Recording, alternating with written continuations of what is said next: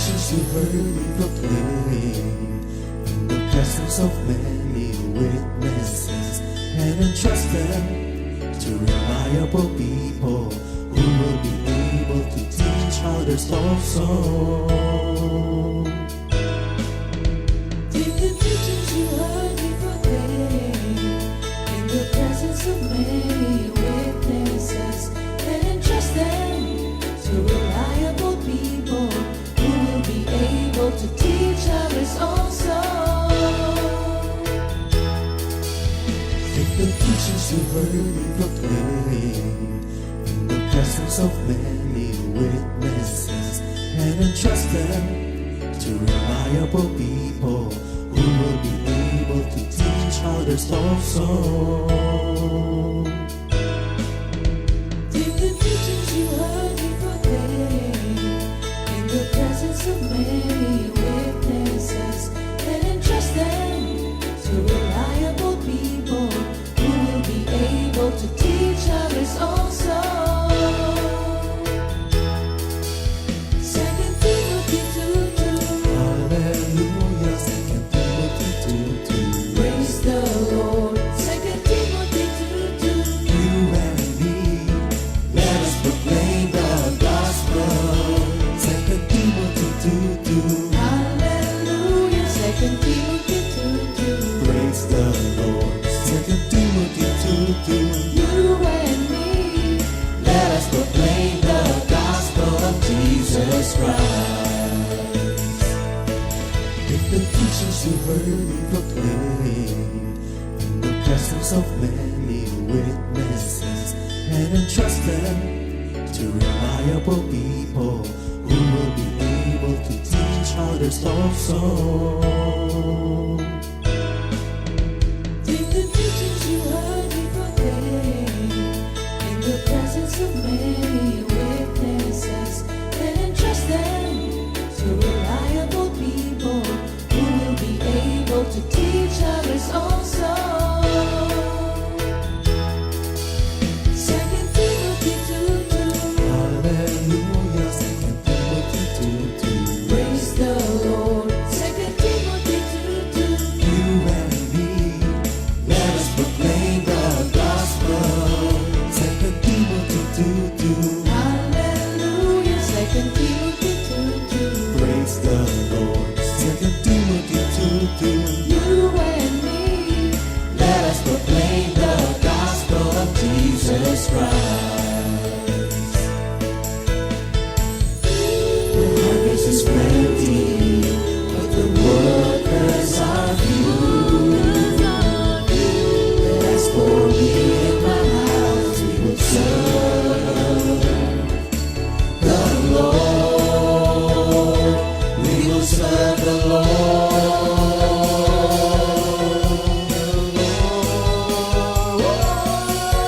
2 Timothy 2:2. Hallelujah. 2 Timothy 2:2. Praise the Lord. 2 Timothy 2:2. You and me, let us proclaim the gospel. 2 Timothy 2:2. Hallelujah. 2 Timothy 2:2. Praise the Lord. 2 Timothy 2:2. You and me, Let us proclaim the gospel of Jesus Christ. 2 Timothy 2:2. Hallelujah. 2 Timothy 2:2. Praise the Lord. 2 Timothy 2:2. You and me, let us proclaim the gospel. 2 Timothy 2:2. Hallelujah. 2 Timothy 2:2. Praise the Lord. 2 Timothy 2:2. You and me, let us proclaim, live on this day, the light in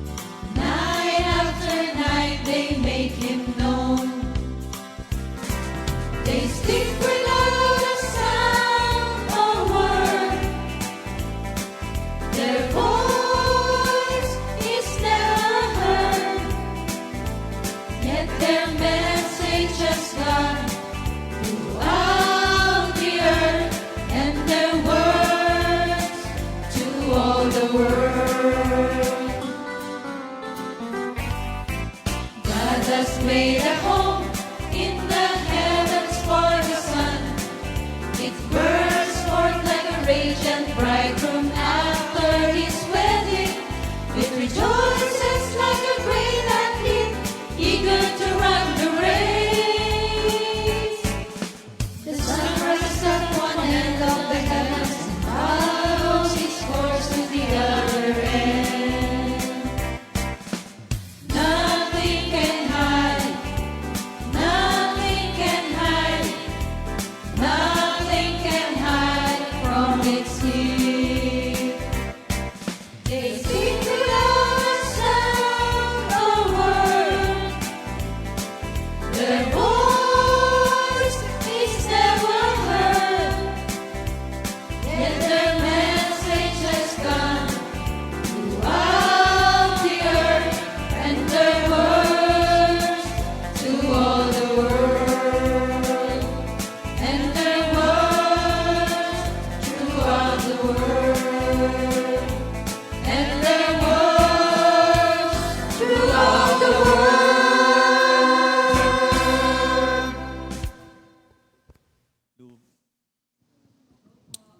Good morning. Ayan, good morning, Jesus. Ayan, thank you, Lord. Hallelujah. Nandito ka kami ngayon ni Minister Boy. Kami po ngayon ang na-assign. Good morning po sa lahat ng mga nakikinig sa ating mga kapatiran, sa lahat ng dako ng daigdig. Good morning, good afternoon, good evening sa lahat. Lahat ng mga nakikinig at sumusubaybay sa ating GMJ. Good morning po. Ayan. Amen. Magandang umaga po mga kapatid. Pagbati po sa lahat. Lalo na sa aking nanay na magbe-birthday sa linggo. Thank you, Lord. At salamat at maging bahagi ng inyong umaga sa araw na ito, Lord. Ilan taon na daw, Brother Boy? Ilan taon? 94. Ayan. 94, malakas na malakas at buo ang lahat ng bahagi nagagamit. Tainga, mata, lahat. Pati paa, malakas. Ayan. Total, nabati niyo yung senior. Binabati ko rin, laging gustong magpabati itong mga senior sa Laia. Sila Nanay Berenes, yung magkakapatid. Yan, binabati ko po, Nay. Si Nanay Bering at lahat ng mga kapatiran niya atin dyan sa San Juan Laia. Sabi niya, brother, pag nandun ka, batiin mo kami. Total, senior naman, kaya puro mga senior yung binati. Thank you, Lord. Minister Boy, pray muna tayo. Panalangin tayo. Hallelujah. Purihin ka at dakilain aming Ama. Napakaganda po ng araw na kaloob mo sa amin. At salamat po sa namagamit mo kami dalawa ni Minister Otan. Mahayag nawa po na ang kapangyarihan ay sa iyo, hindi sa amin, O Lord. At kung ano man po ang ibig mo ipaalam, pabatid, kami po ang una mong tinuturuan. At basbasan mo na sa kapangyarihan ng iyong Espiritu, kakayahan ay sumaamin, O Lord. Kung sa amin, wala po kaming magagawa. Wala po kaming sapat na kakayahan. Pero salamat po sa kilos mo. Magi po kaming masigla sa paghahayag ng iyong mabuting balita. Lahat po ng mamutawi sa aming mga labi ay magmula sa iyo, Lord. At maging kapakinabangan sa lahat ng nakikinig.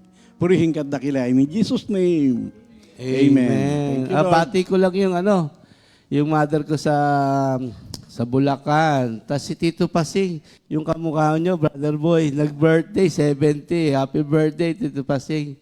Hindi man nakapunta. At binabati ko rin yung daddy ko sa nasa Amerika, tsaka si Tita Amy. Yan. Good morning po sa lahat. Ayan. Yung memory verse, John 15:16. You did not choose me, but I chose you and appointed you so that you may go and bear fruit, fruit that will last. And so that whatever you ask in my name, the Father will give you. Ayan. Sa Tagalog, Brother Boy. Sa Tagalog, hindi kayo ang pumili sa akin, kundi ako ang pumili sa inyo. para humayo kayo at mamunga ng mga bungang mananatili. Sa ganoon, anuman ang hingin ninyo sa Ama, sa pangalan ko, ay ibibigay niya sa inyo. Ayan. Thank you, Lord. Ngayon po sa pagpapatuloy ng attributes of God, natapos na po nung nakaraan yung grace. Si Sister Venus, si Sister Nene Awang, tsaka si Sister Jam. Ngayon naman kaming dalawa ni Minister Boy, ako yung holiness and simplicity of God. Kaya kami po yung naatasan na magsasalita ngayon. Ano, Minister Boy, ako na muna para matapos na yung kaba. Para matapos na kagad yung kaba. Yan, thank you, Lord.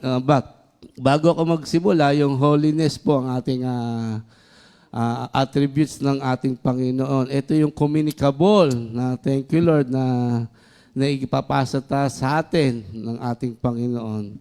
Dito po sa 1 Peter chapter 1, verse 15 to 16. Dahil ang Diyos na pumili sa inyo ay banal, dapat din kayong magpakabanal sa lahat ng inyong ginagawa. Sapagkat nasusulat, magpakabanal kayo sapagkat ako'y banal. Kaya, thank you, Lord. Walang ibang banal kundi ang ating Panginoong Yesu Cristo. Yan, thank you, Lord. Natatandaan ko yan yung sa Isaiah 6 verse 3. Yan. Meron tayong kanta dito yung Isaiah 6 verse 3. Kantayin namin, Minister Arnold. Tugtugan mo kami.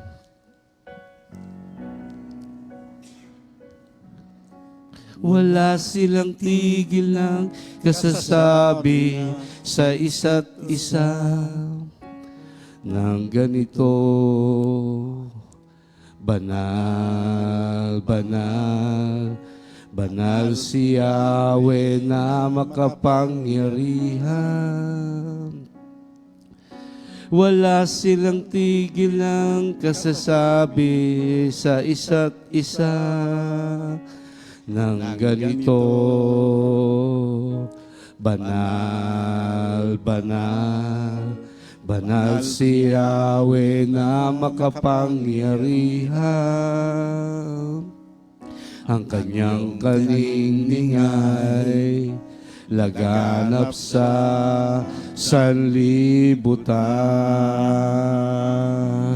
O Yahweh, ikaw lamang ang tanging banal na makapangyarihan. Ang iyong kaningning ay laganap sa sanlibutan. O Yahweh, ika'y banal.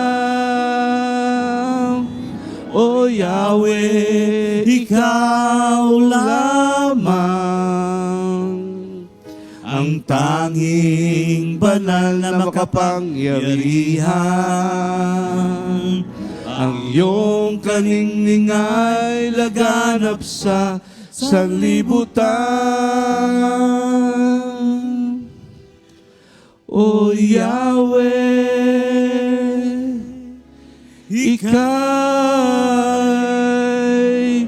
banal.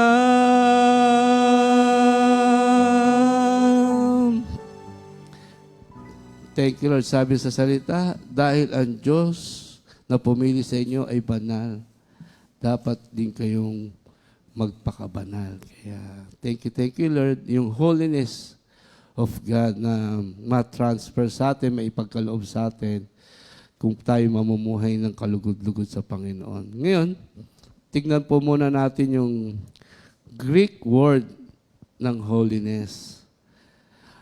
Ang Greek word ng holiness, hagios. Ang ibig sabihin, sacred, physically pure, morally blameless, or religiously consecrated. Pag tinignan mo, physically pure. Kaya tayong mga Kristiyano, na pinili ng Diyos, kailangan meron na tayong 2 Corinthians 5:17. Kung sino mang nakipag-isa kay Kristo, siya ng bagong nilalang. Wala na ang dating pagkatao.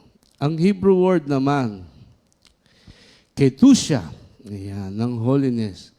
Separation from and dedication to something. Kedusha, separation from and dedication to something. Dedication to something. Sabi nga dito sa 2 Corinthians chapter 7 verse 1, mga minamahal, sapagkat ipinangako sa atin ang mga bagay na ito, alisin na natin sa ating sarili ang lahat ng nagpaparumi sa ating katawan at sa ating espiritu. Sikapin nating mamuhay na may ganap na kabanalan at paggalang sa Diyos. Kaya yung Greek word, hagios, yung Hebrew word, kedusha, ito naman yung Bible definition ng holiness. Sabi dito, commonly defined as being separated or set apart. Yan. Fit for the master's use and prepared to every good works. Yan. Separated from the world of sin, darkness, and the evil. Separated from the world of sin, darkness, and the devil. Kaya nga separated tayo sa mundo, no, brother boy? Hindi na tayo, kung ano man yung nasa mundo, hindi na tayo namumuhay sa makamundo. Alam naman natin, yung makamundo, talagang hindi nakakaloob sa ating Panginoong Kristo. Kaya sabi doon, dahil hindi na tayo sa makamundo, Ephesians 4:24, at ang dapat ninyong isuot ay bagong pagkatao ng nilikang karanawan ng Diyos at nahahayag sa matuwid at banal na pamumuhay ayon sa katotohanan. Isuot na natin. Sabi dito, ang bagong pagkatao. Parang naririnig ko yung bagong pagkatao. Parang meron pumasok sa isip ko kasi yung kailangan tayong mga Kristiyano, wala na yung dati. Bagong pagkatao. Kasi parang nung araw, sinasabi ni Sister Ana, naano ko lang, yung sabi ni Sister Ana, yung kanya daw tatay nung araw, ang tawag Totoy Bato. Ngayon, nung nakakilala kay Lord, alam niyo kung ano na? Totoy Putik na. Pinalambot na. Kaya pag tinignan natin dito, Hindi ganong madali ipamuhay yung kabanalan, pero yan talaga ang buhay na Iyo. mapayapa. At ano yan, wala kang kaguluhan na mararanasan dyan. oo, thank you Lord. Kaya sabi dito, bakit kailangan maging banal? Pinili tayo ng Diyos para pinababanal. Pag tinignan natin dito, bakit nga ba tayo kailangan magpakabanal? Kasi sabi dito sa Leviticus 11, verse 45, ako ang naglabas sa inyo sa Egypto upang maging Diyos nyo. Kaya pag tinignan natin, siya ang naglabas sa atin sa mga Egypto. Siya ang nagligtas sa atin. Dapat kayo maging banal sapagkat ako'y banal. Di ba dati tayo rin wala kay Lord eh. Dati tayo nasa kaguluhan. Dati tayong namuhay ng tama. Pero thank you Lord, sabi doon, kailangan Kaya kailangan mapag-alala ang mga Kristiyano. mamuhay ng hindi tama. Di ba? Kasi sabi doon eh, sabi di ba, nilabas kayo sa Egypto upang maging Diyos nyo. Ito pa isa, sa Leviticus 20, verse 26, magpakabanal kayo sapagkat ako, si Yahweh, ay banal. Kayo'y pinili ko sa gitna ng mga bansa upang maging akin. Pwede ba maging sa Kanya ka? Ayaw pala ni Lord na malilimutin tayo, no? Oo, Kailangan mapag-alala. Oo, sabi doon, at pinili kayo sa gitna ng bansa upang maging akin. Siyempre, pag sa Panginoon ka, di ba? Kailangan maipamuhay natin yung holiness. Ito pa, sabi, sa Luke 1, 74-75, naligtas niya tayo sa ating mga kaaway upang tayo makapaglingkod sa Kanya ng walang takot, maging banal at matuwid sa Kanyang paningin habang tayo nabubuhay. Kaya parang pag tinignan mo, lagi ko natatandaan pag nagkasala, ano sinasabi? Tao lang. Huwag nating sasabihin tao lang kasi sabi, kailangan habang tayo'y nabubuhay. At kaya naman natin yun Paano? Sabi nga, nandito tayo sa lupa. Di ba? Nandiyan roaring lion. Ngayon, para makapamuhay tayo, sabi to ng malinis, kailangan kapag nagkasala, hingi kagad ng tawad kay Lord. Di ba? Hingi kagad ng tawad kay Lord at alam naman natin na patatawarin tayo ng Diyos. Ngayon, sabi, it is possible maging banal. Brother Boy, di ba? Possible ba Diyos maging... naman ang gagawa. Ayun, sabi dito sa Hebrews chapter 2, verse 11, si Jesus ang nagpapabanal sa mga tao. Tandaan natin, si Lord ang nagpapabanal. Hindi mo pwedeng sabihin, banal ako. Di ba? Si Lord ang ano sa atin. Si Lord ang huhusga sa atin. Si Lord ang magja-judge sa atin kung tayo ba'y nakakapamuhay ng kalugod-lugod sa ating Panginoong Hesus Kristo. Ngayon, sabi dito, possible ba? Possible. Pero, kailangan meron tayong gagawin para tayo ay maging banal. Meron ako ibibigay. Ayan, tatlo lang. Parang ang bilis ko, parang nakakailang minuto pa lang ako. Nandun na kagad ako. Parang pag, Brother Boy, ko nang bahala. Kaya binibilisan ko.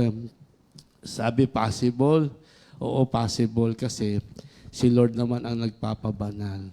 Si Lord ang nakakakita sa ating bawat isa. Hindi mo pwedeng sabihin, banal ka. Di ba? Para pag tinignan mo, kailangan makita lang sa iyo yung pagiging banal. Ito, meron akong 3 ways to live a holy life. Yung unang-una dito, disconnect from the world to live a holy life. Disconnect from the world to live a holy life.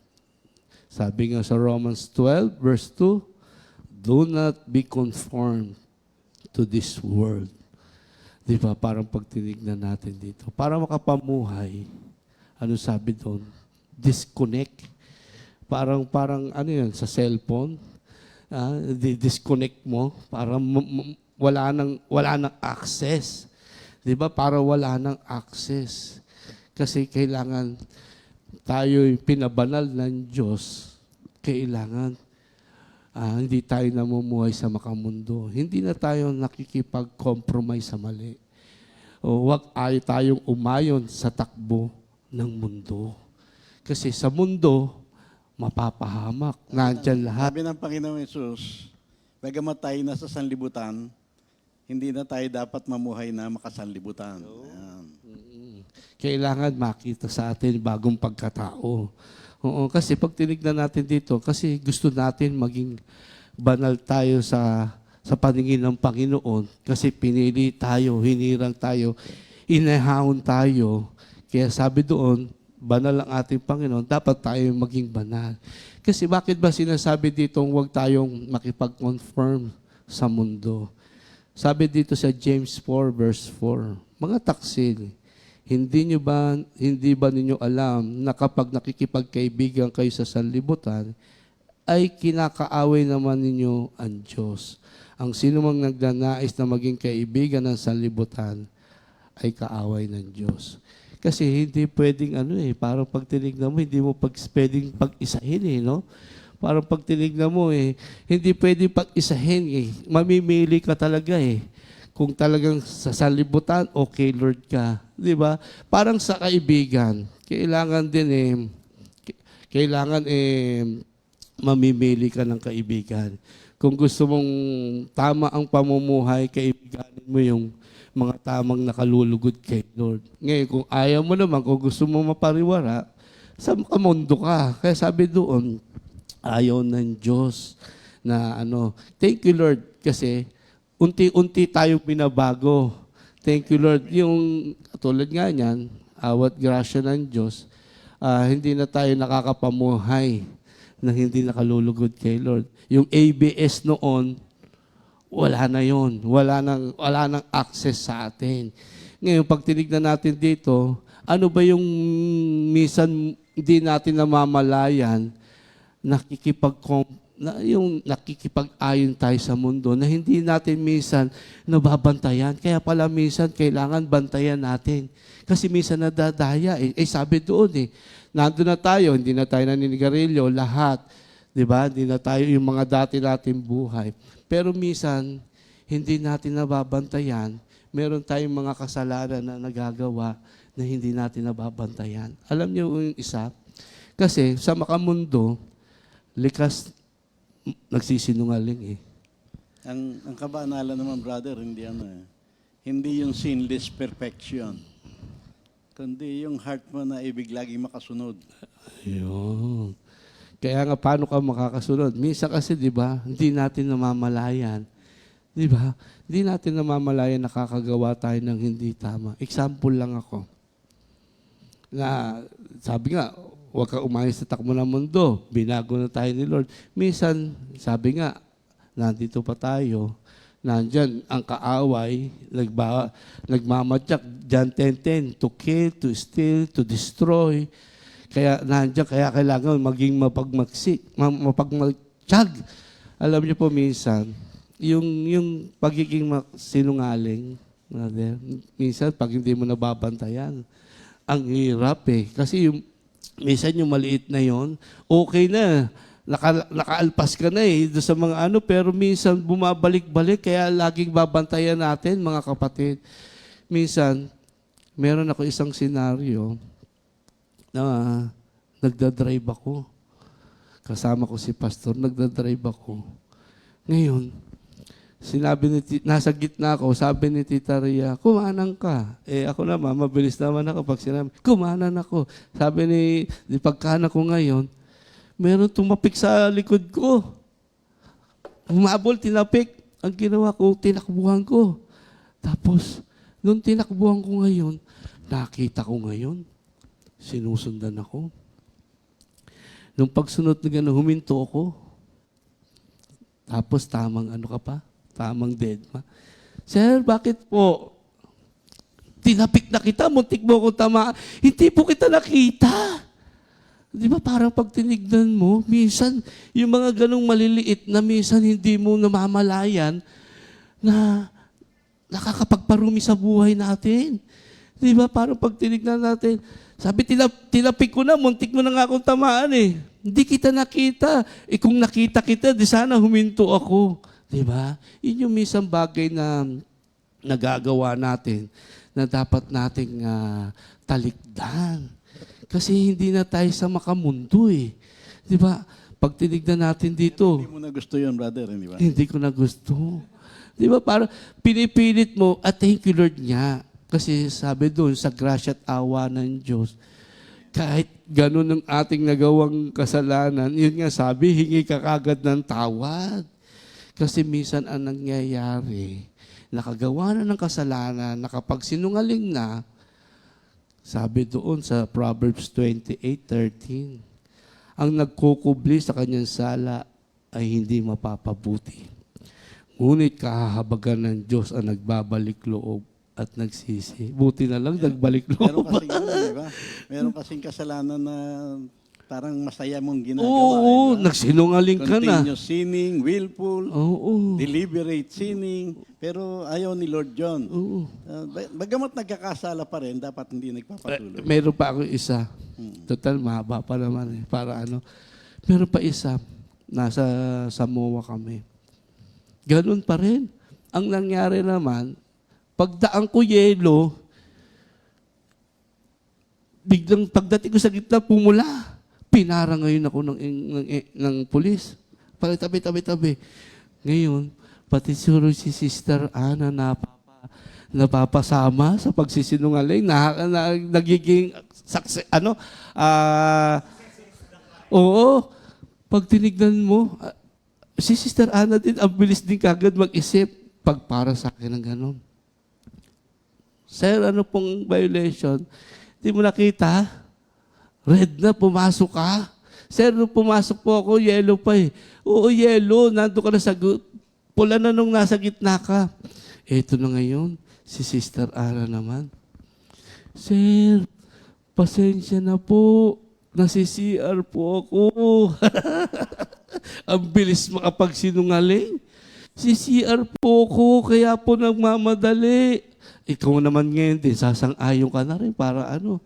Eto na ngayon. Yung conviction nandoon. Ang gagawin ni Sister Ana, alam niyo, yung conviction kagad, nung pinatawad kami, alam niyo kung anong ginawa? Sabi ni Sister Ana, pumunta ka na nga sa CR. Si CR na rin ako para hindi ako magkasala. Pero mali pa rin. Mali pa rin. Kaya nga sabi dito, kailangan, yun nga, kung may nagawang hindi tama, balik kagad kay Lord. Hingi kagad ng tawad at patatawarin ka naman ng ating Panginoon. Oo.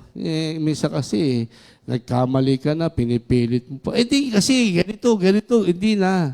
Hingi nga na kagad ng tawad. Kaya sabi, una, para tayo ay pinababanal ng Diyos, disconnect. Kailangan. Wala na. Yung pangalawa, flee from temptation to live a holy life. Flee. Flee the evil desire. Yun nga sabi ko, ang kaaway, to kill, to steal, to destroy. Oo. Pag sinabing flee, layuan mo, takbuhan mo. Oo. Di ba yung pinag-aralan natin? Kasi pag hindi mo tinakbuhan, mapapahamak ka eh. Yung pinag-aralan natin kay Samson, di ba parang pag tinignan mo, oo, pag tinignan mo, nag-i-enjoy pa. Alam naman niya, di ba? Sabi nung ni Delilah, sabi niya, ano bang para mawala yung lakas mo, ano bang di ba, ilang beses yun, yung una pa lang eh. Di pagkasabi niya, nandiyan na kagad yung kaaway. Di ba? Para pag tinignan mo kasi, pagdating sa kasalanan, nakikiliti eh. Di ba? Parang nag-i-enjoy. Kaya nga sabi dito, flee, takbuhan mo. Kasi sabi dito sa 1 Corinthians 10:12, kaya't mag-ingat ang sino mang nag-aakalay siya'y nakatayo at baka siya'y matisod, baka siya bumagsak. Kasi alam mo na, pupunta ka pa. Di ba?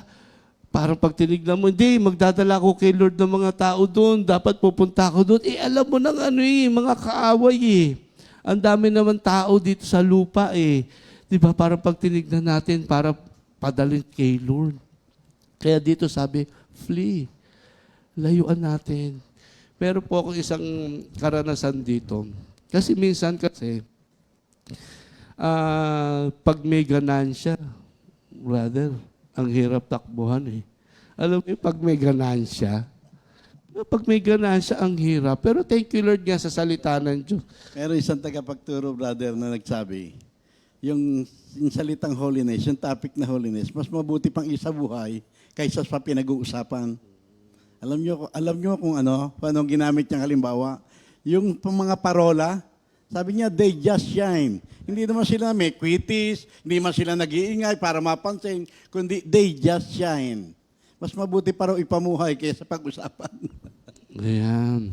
Ito nga yun, sabi doon, flee, takbo mo na. Huwag ka nang pakiliti-kiliti, huwag ka nang mag-stay, layo ka na kagad. Meron nga ako, yun nga, minsan,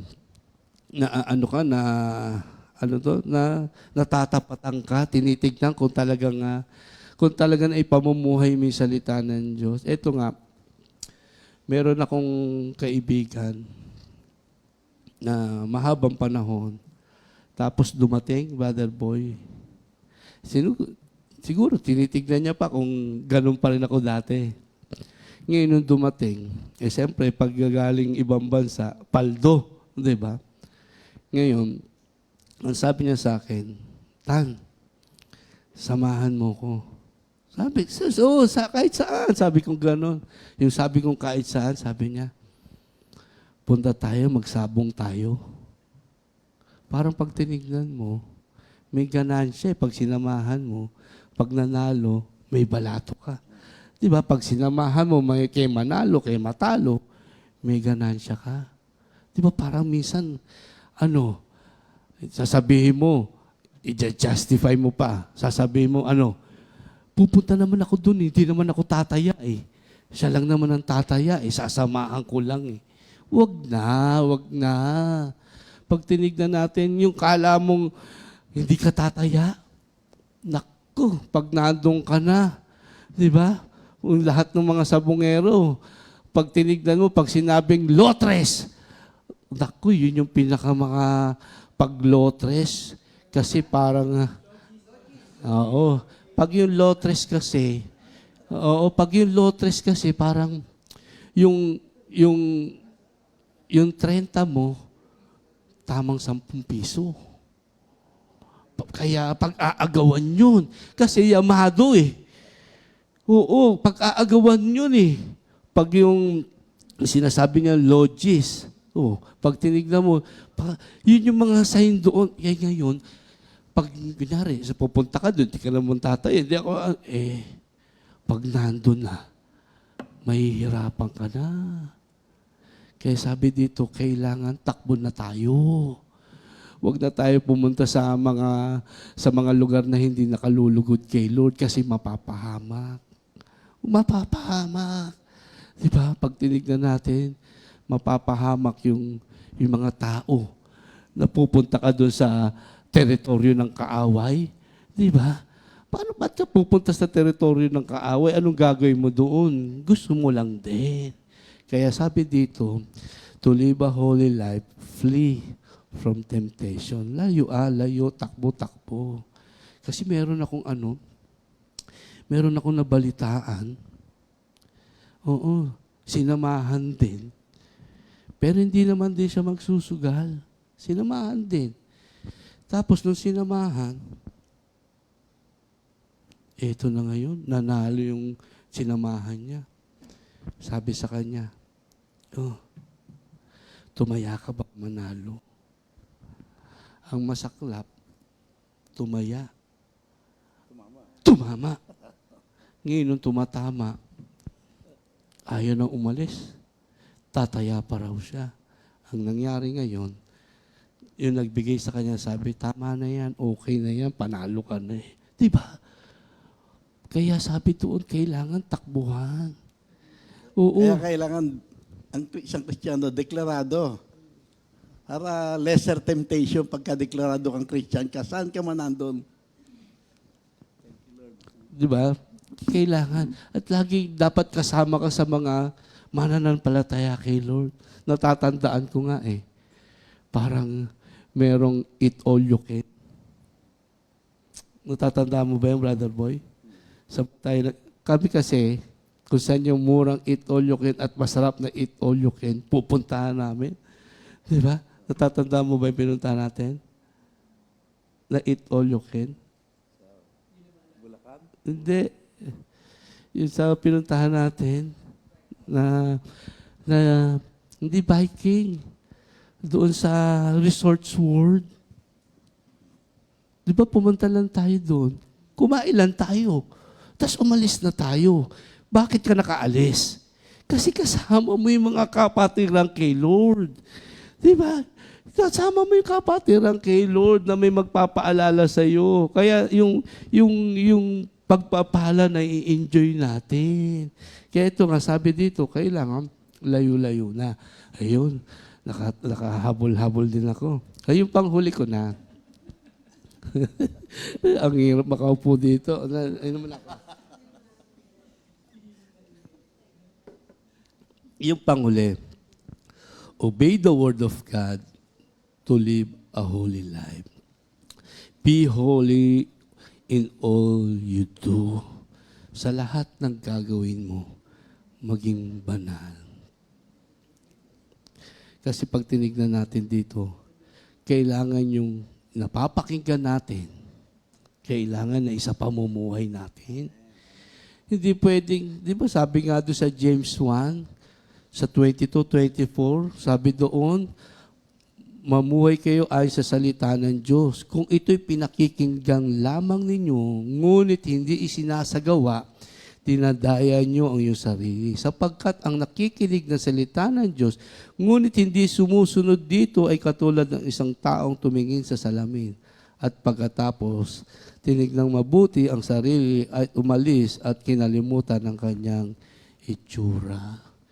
Kailangan, sabi doon, napakinggan natin salita ng Diyos, ipamuhay natin.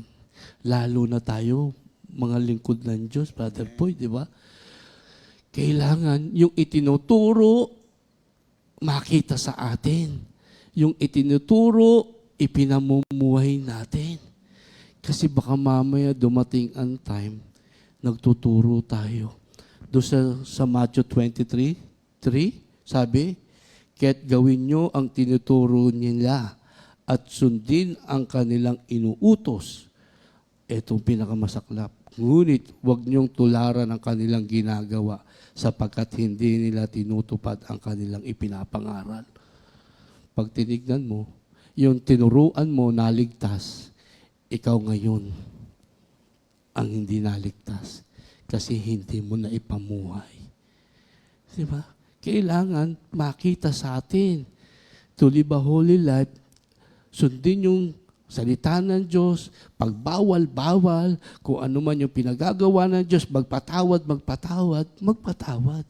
Kasi pag tinignan natin dito, kasi yung salita ng Diyos, sabi dito sa awit 119, verse 105, may kanta tayo dyan, di ba?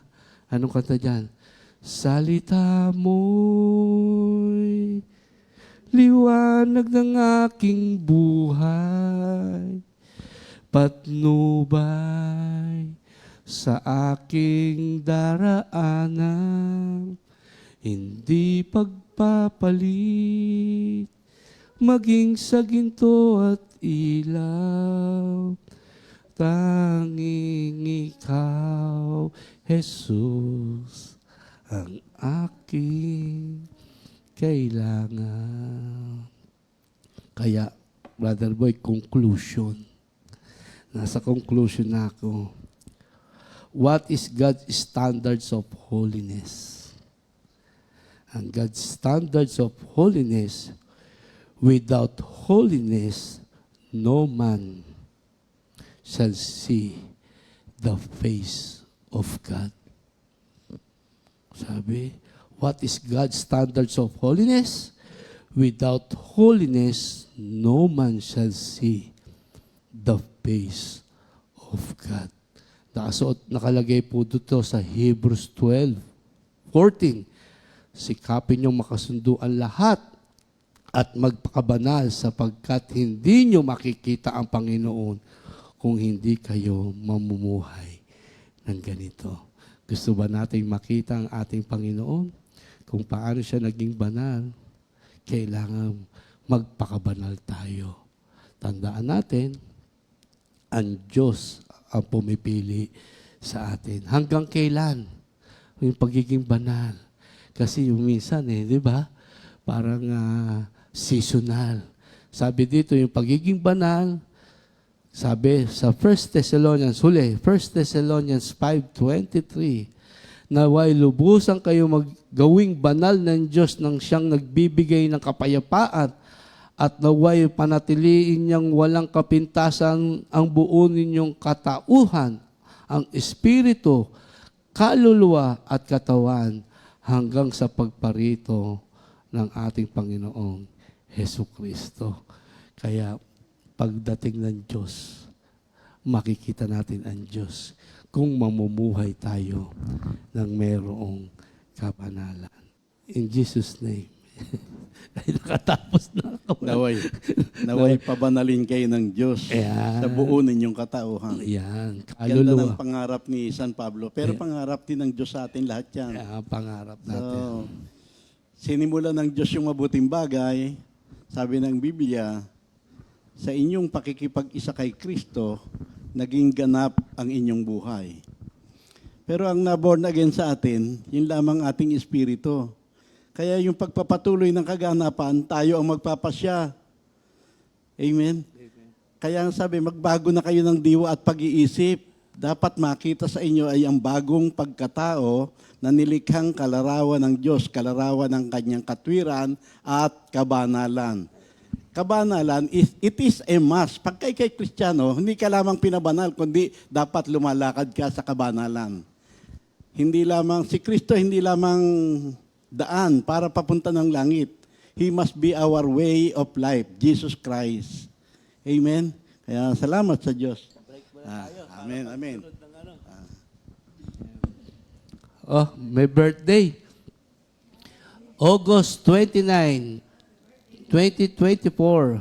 Sister Venus Balangkit. Hallelujah. Happy birthday.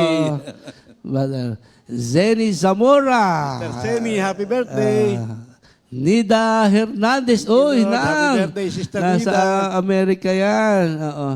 Sister Joanna Pinggal. Ayan. At Sister Hana Mahiya. Brother Danilo Katukod. Brother. Ikaw.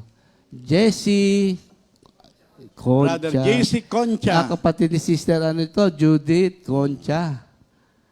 Ayan. Thank you, Lord. Happy birthday sa inyo, mga Enjoy your kapatid. birthday.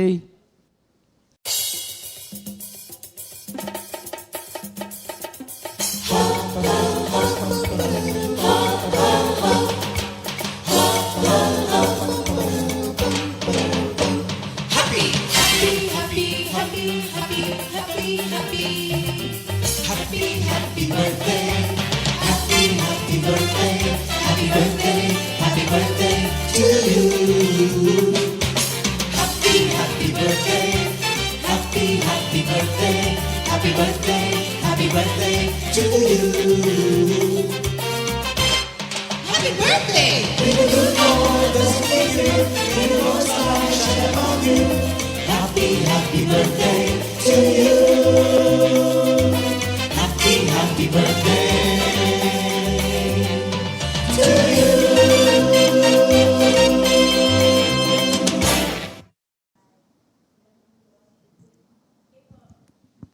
Thank you, Lord.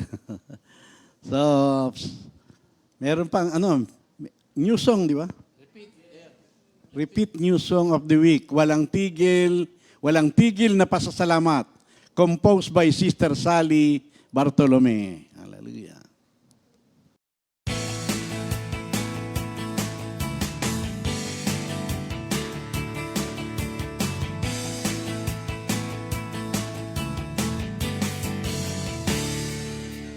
Purihin kita, O Yahweh, ng buong puso ko. Mga kahanga-hangang ginawa mo'y ihahayag ko. Dahil sa'yo ako ay aawit ng may kagalakan. Pupurihin ka, O Diyos, na kataas-taasan. Pupurihin kita, O Yahweh, ng buong puso ko. Mga kahanga-hangang ginawa mo'y ihahayag ko. Dahil sa'yo ako ay aawit ng may kagalakan. Pupurihin ka, O Diyos, na kataas-taasan. Hey, hey, hey, hey! Di ako titigil na magpasalamat sa kahanga-hangang ginawa mo sa buhay ko. Wala nang higit pa sa buhay kong ito. Maraming salamat, aking Panginoon.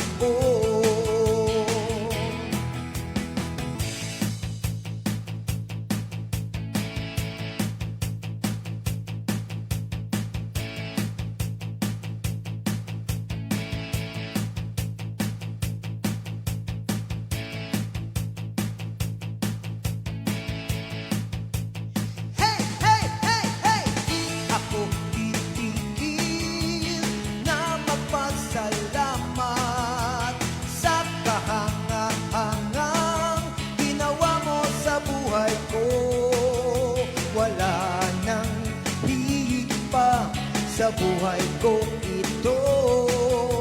Maraming salamat, aking Panginoon. Hey, hey, hey, hey! Di ako titigil na magpasalamat sa kahangahangang ginawa mo sa buhay ko. Wala nang higit pa sa buhay kong ito. Maraming salamat, maraming salamat, maraming salamat, aking Panginoon.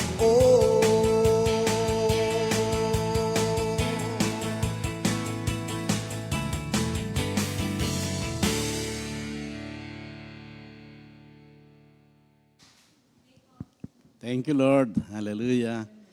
So, tinalakay ni Minister Otan yung holiness. Ngayon naman, ang sa akin ay the doctrine of divine simplicity. Walang natalakay niya yata kasi lahat ng karakter ni Lord. Lahat ng kanyang attributes. Itong the doctrine of divine simplicity, walang tiyak na Bible verse na tumutukoy sa kanya. Kaya yung aking babasahin, pero hindi nangangahulugan na porkit walang Bible verse, hindi totoo. Kundi napaka-importanting aral na dapat ay nilalakaran ng bawat Kristiyano. Nawa, matuto tayo.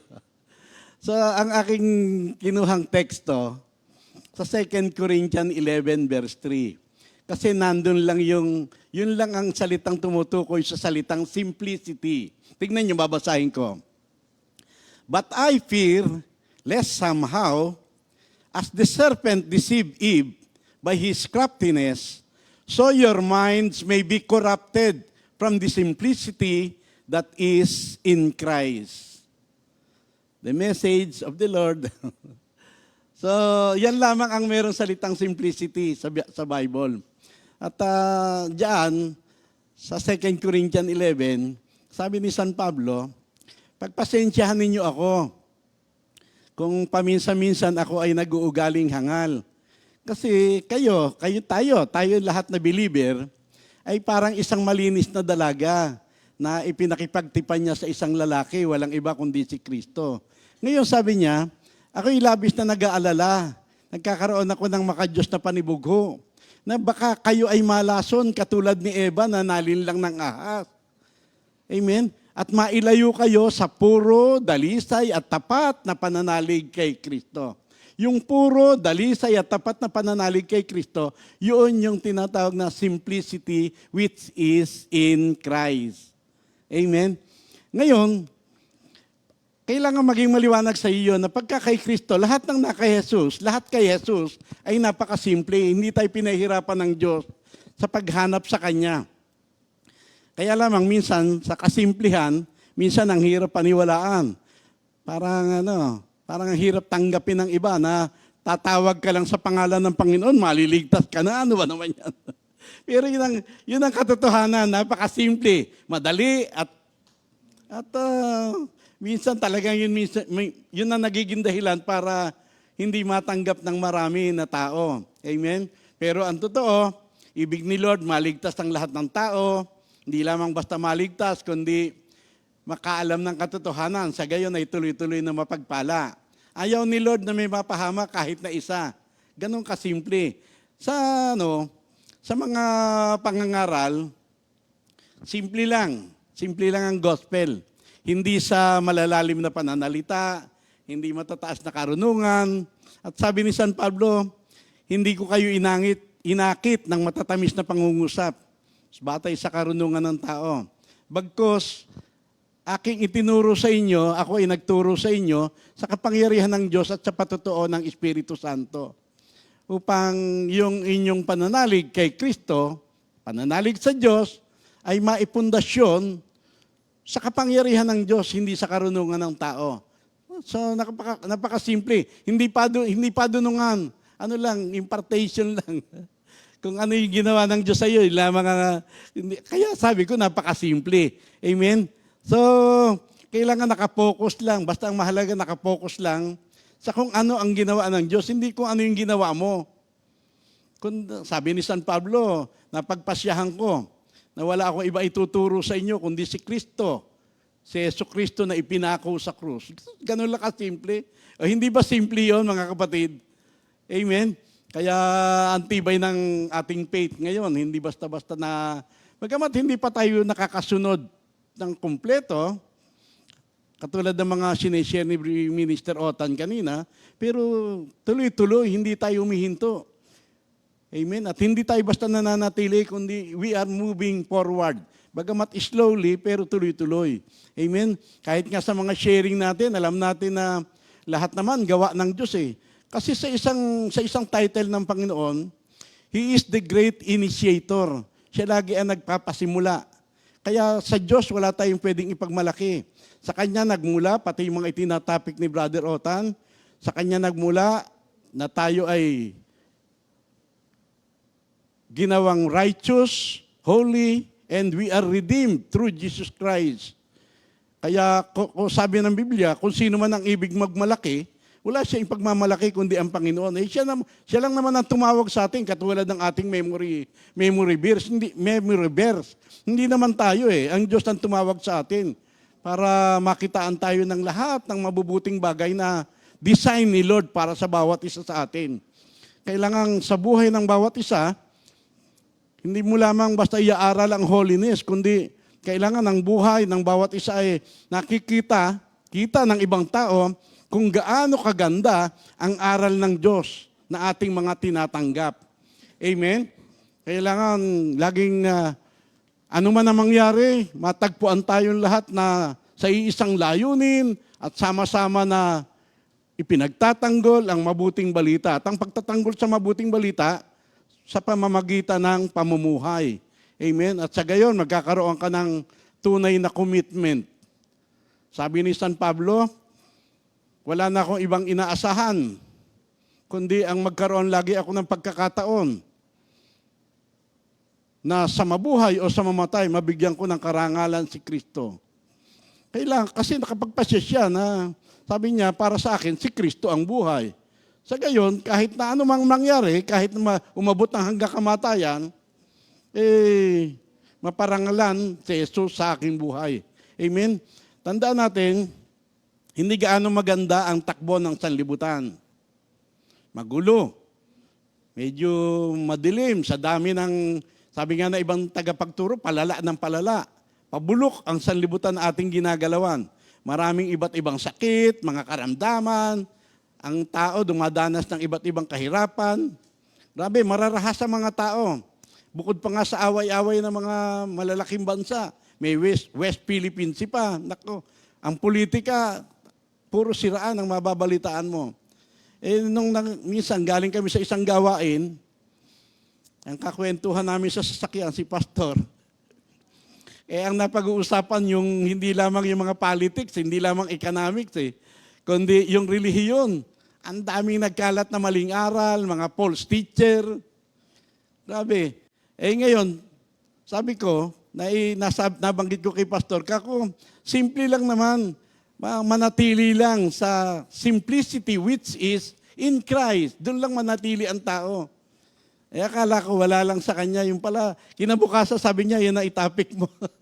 Simplicity which is in Christ. Nung aking nire-research, grabe, meron palang tinatawag na the doctrine of divine simplicity. Grabe, ngayon ko lang, 30 years na akong mahigit. Sa charismatic, ngayon ko lang narinig yan. Meron palang divine doctrine of simplicity. Amen? Marami talagang kaganapan sa mundo. Ang lahat ng yan, lahat ng mga nangyayari, dito lang sa loob ng Comfy Compound na medyo maayos ang buhay natin. Paglabas mo dyan, lahat ng mga pangyayari, bagamat, minsan pati nga rito sa loob ng Comfy, para kang hinahatak palayo sa Diyos. Kinukumbinsi ka ng mga kaganapan sa buhay na mali ang ginagawa mo. Naiwan mo na yung pananampalataya mo. Nako, pero salamat na lamang at sa akin nagmula mismo yung remain in the simplicity which is in Christ. That is in Christ. Ang ibig ko lang naman sabihin na the main thing must remain the main thing. Katulad nga ng laging sinasabi ni Brother Jerry na ang mahalaga, importante. So, ganun lang kasimple na yung mahalaga, dapat laging importante sa'yo. Ganun lang. The main thing must remain the main thing. Kahit anong araw yan, kahit na kailan pa. Amen?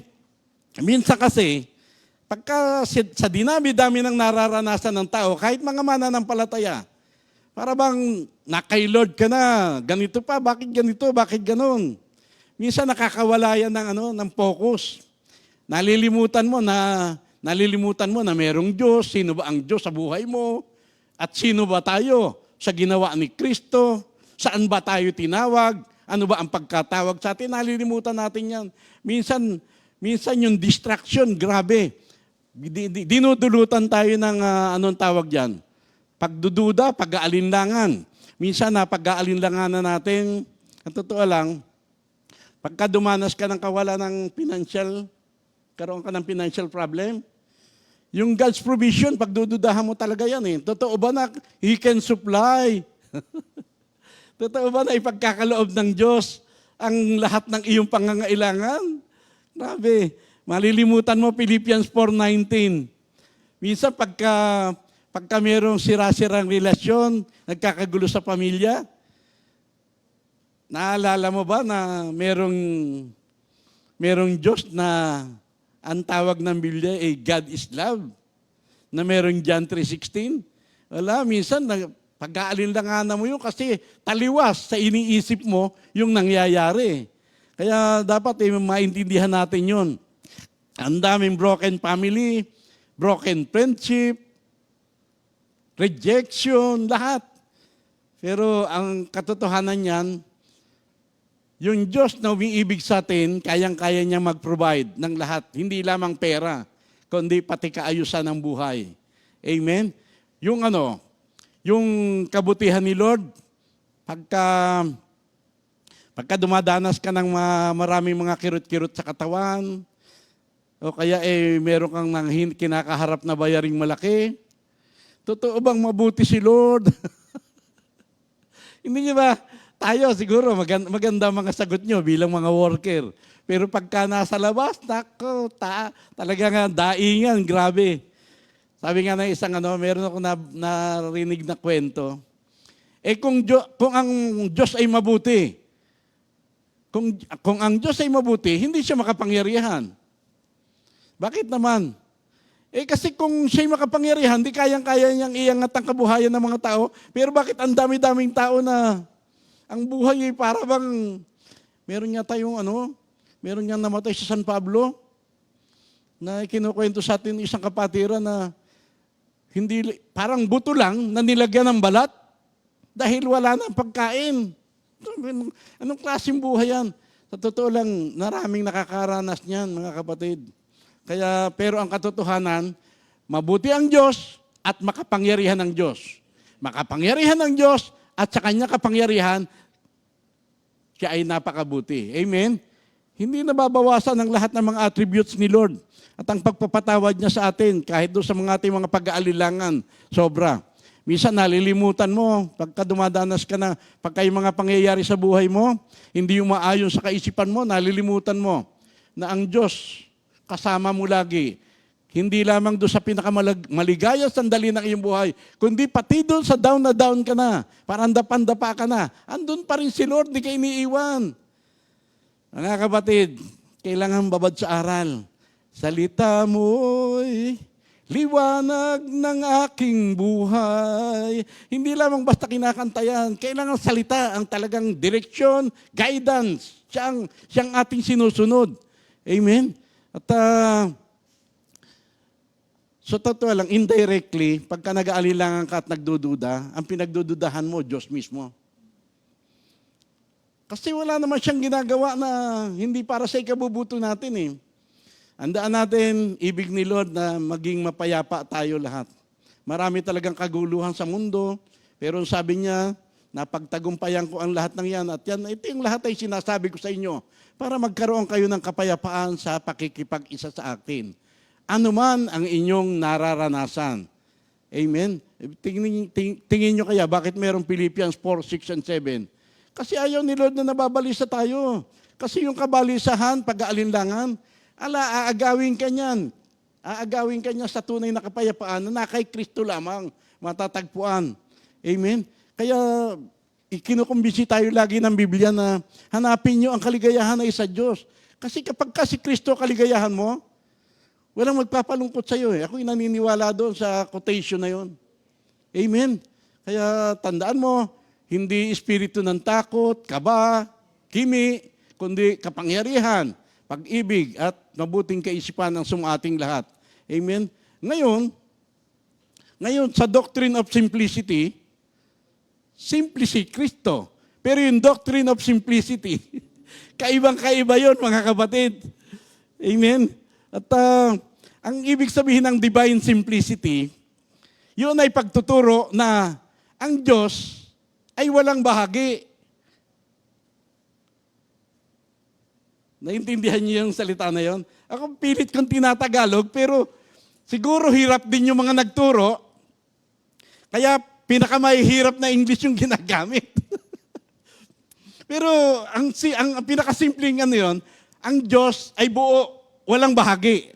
Hindi parang bahay na maraming silid, hindi, kundi isang buong bahay. Ganun lang kasimple. Hindi parang aparador na maraming kahon. Ang Diyos ay buo. Ganun lang. Amen? At hindi siya bahagi ng wisdom, merong isang bahagi ng goodness, merong isang bahagi ng love, merong isang bahagi ng sovereignty, merong isang bahagi ng justice. Hindi, kundi sa lahat ng kanyang attributes. Hindi yung attributes ni Lord ang bumubuo sa Diyos, kundi ang Diyos ay maraming attributes sa kaisahan ng kanyang kakanyahan. Yung essence lang, tinatanong ko yung aking apo, na nag-aaral yun, medyo may talino yun. Pero tinatanong ko sa kanya kung ano ba talaga Tagalog ng essence. Hindi niya rin masagot. Pero para sa akin, kinakanya ni Lord ang lahat. Pagka kay Lord, maayos ang lahat ng bagay. Ganun lang kasimple. Pero ngayon, marami tayong ang Diyos ay hindi compound, mixture. Siya ay simple. So the doctrine of divine simplicity. Hindi siya made up of compartment, but instead a single metaphysical essence. Ang Diyos ay Diyos. Alam niyo kung ano ibig sabihin ng metaphysical essence? Tinanong ko sa aking apo, sabi niya, tayong pagka hindi maipaliwanag physically, yun yung metaphysical essence. So, simple si Lord, pero napakalalim. Amen? Sabi, sa totoo lang, pagka inisip mo ang mga tungkol sa Diyos, malulula ka talaga. Kaya sinimula ko yung aking topic tungkol sa kasimplihan ni Kristo. Wala, ang Diyos hindi na. Nagkaroon lamang tayo ng tamang pagkakilala sa Diyos dahil dumating si Jesus. Amen? Siya'y Diyos na lubos na minamahal ng Ama. Mahirap mga kapatid. At hindi yung kanyang mga katangian ang bumubuo sa Diyos. Kundi lahat ng kanyang lahat ng sa Diyos ay Diyos. Minsan, lagi lang natin naririnig na God is love. God is light. Pero lahat ng kanyang katangian ay Diyos. Nawa kung paano, ako sa akin lang sarili, naiintindihan ko na. Halimbawa, bigyan ko kayo ng halimbawa. Yung fruit of the Holy Spirit, the fruit of the Holy Spirit is love. Kaya, ang lagi ko inihalimbawa, parang yung fruit ay suha na merong mga liha. Di ba? Andun yung goodness, joy, peace, love. Pero isang bunga lang, love. Pero ngayon, habang inaano ko, bagay sa tao yun, fruit of the Holy Spirit. Hindi katangian ng ano yun, ng Diyos. Hindi para sa Diyos yun, para sa atin, yung fruit of the Holy Spirit. Pero pagka sa Diyos, hindi mo pwedeng gagamitin yun. Halimbawa, tayo rin kasi may attributes di ba? Nawa, makita nyo ako sa ganong kalagayan na ako mabait. Na, yan si Brother Boy, pasensyoso yan. Yan si Brother Boy, ano pa ba? Mapagbigay. Nawa, dyan nyo ako talaga matagpuan. Pero may time, baka bukas, hindi na yung katangian na yon ang makita nyo sa akin. Baka masigawan ko kayo. Sobra naman nyo si Brother Boy. Nakuha niyo po ba? Pero still, ako pa rin si Brother Boy. Nagbago man yung aking yung attribute, yung aking attitude, nagbago man, still ako pa rin si Brother Boy. Pero kay Lord, hindi ganoon. Alam niyo kung bakit? Si Lord ay immutable. Siya noon, ngayon, at magpakailanman. Bagamat nagbabago ang tao, ang Diyos ay hindi. Sa kanyang kabuuan, yung kanyang essence, yung kanyang kakayan, nananatili yun. Nakuha niyo po ba?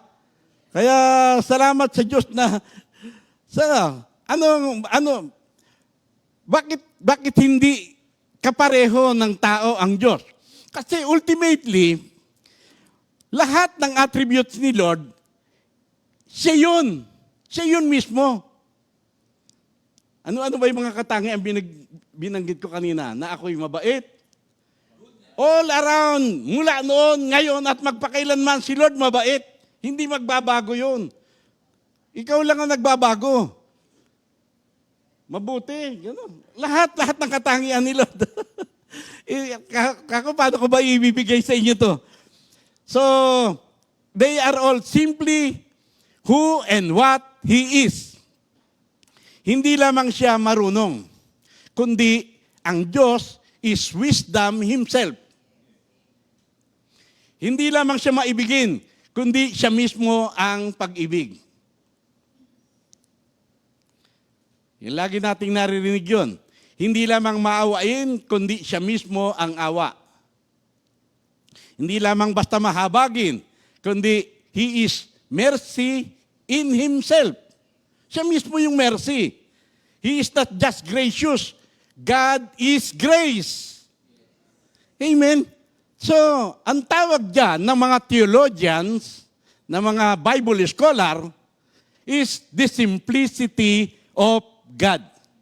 Buo. Hindi compound, kundi simple. Very simple.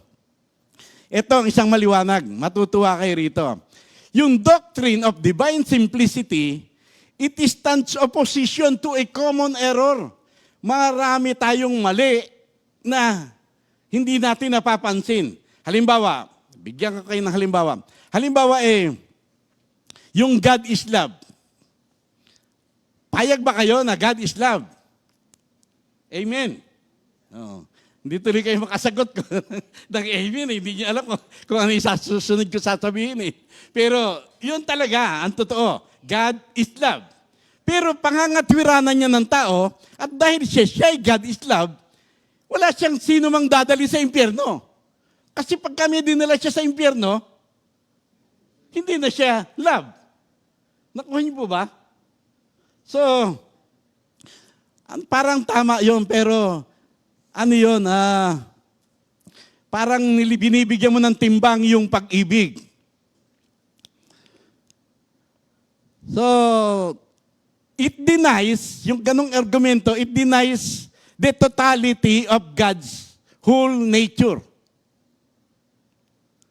Kasi hindi lamang naman pag-ibig si Lord Nakuha niyo po ba?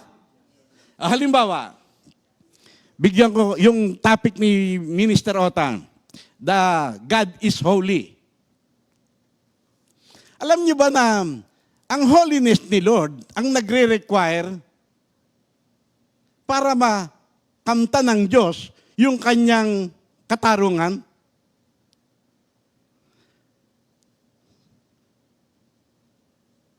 Yung kabanalan ng Diyos ang naghahanap ng katarungan. Dapat tayong parusahan lahat, pero tinanggap lahat ng Panginoong Hesus sa krus. Kasi hindi pwedeng ganun na lang palampasin niya yung ating mga kasalanan. May katarungan eh. Nakuha niyo po ba? Kaya sa cross, yung kanyang love, mercy, grace, forgiveness, nagtagpo-tagpo lahat doon. So, magiging matindi sa dibdib mo yung gawa ni Kristo sa'yo, para sa'yo. Hindi lamang siya basta holy, kundi makatarungang Diyos.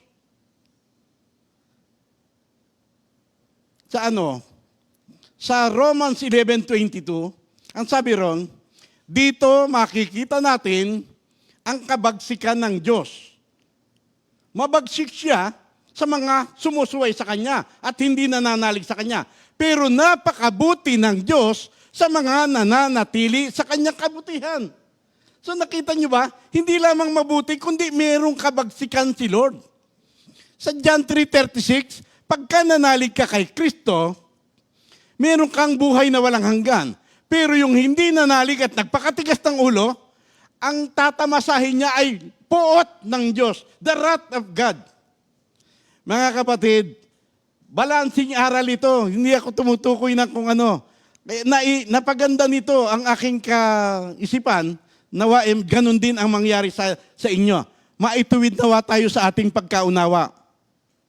Amen? So, God is equally perfect in all His qualities.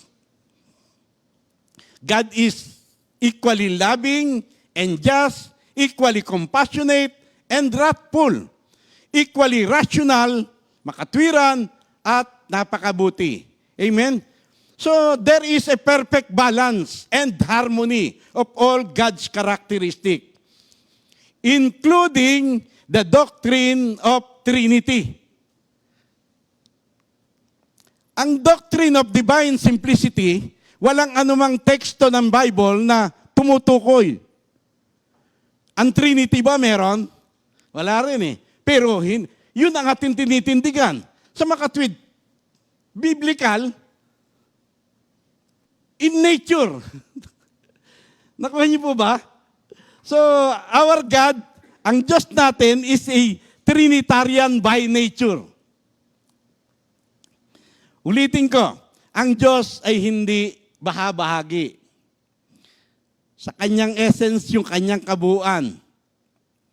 At yung divine simplicity is biblical and properly represents God as Trinity. Hindi tayo polytheism. Hindi tayo polytheism, kundi tayo ay monotheism. Sa iisang Diyos, merong 3 persona. Amen? So parang yon medyo madali-dali na nating matanggap yon. So God is not a mixture of anything. God is simple, not a compound being. So sa ating mga pag-aaral at sa ating pamumuhay, sa ating pagkaunawa, pumokus tayo doon sa wholeness ng Godhead. Jesus, the Father, and the Holy Spirit.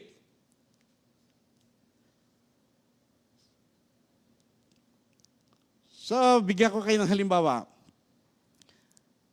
Sa akin, sarili kong insight, pagka nabanggit si Jesus,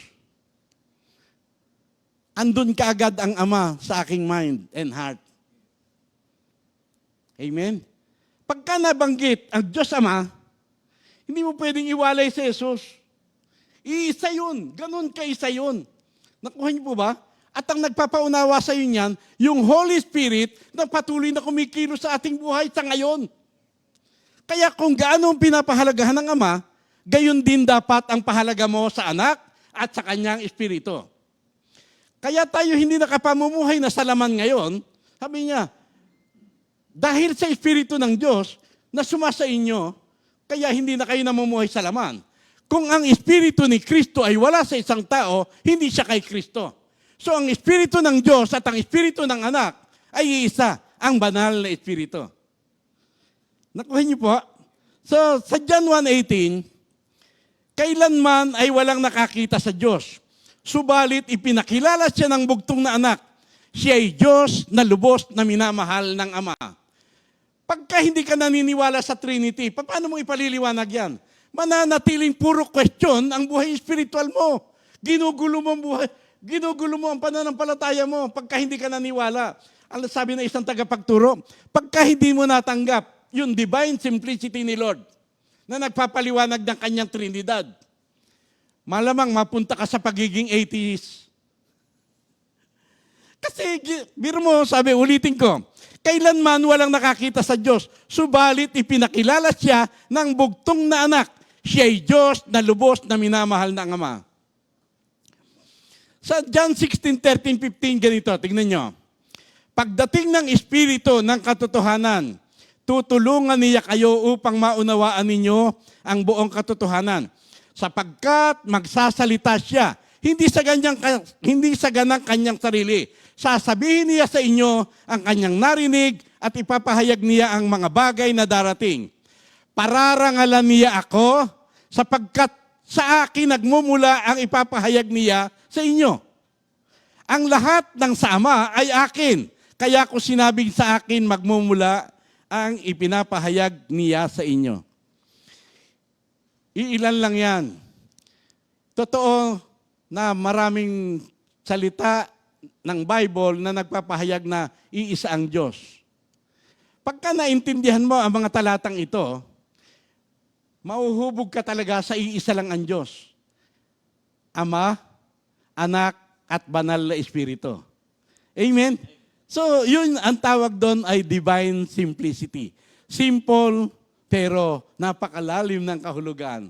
At naway nakaunawa rin kayo katulad ng pagkaunawa ko. In Jesus' name, amen. Thank you, Lord.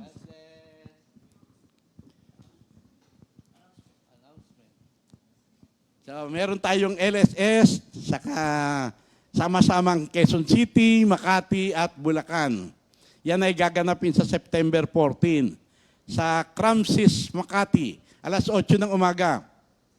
At ang sabi po, yun lamang nakaka-attend ng mga prayer meeting. Ang pwedeng umattend ng LSS. So, thank you, Lord. Maliwanag po yun. Mag-pray muna tayo. Lord, thank you po. Salamat po. At iyo po lahat ng mga salitang narinig. Ang ganda-ganda po ng mga aral mo, nawa ay makita sa aming buhay, O Lord. At makapagpasya ang bawat isa na hindi lamang lumakad sa matuwid na landas, kundi, O Lord, makita ka nawa sa amin, masyahan ka nawa sa bawat isa sa amin, Panginoon. Purihin ka at dakilain, O Lord, in Jesus' name, amen. Hallelujah. 2 Timothy 2:2. Hallelujah.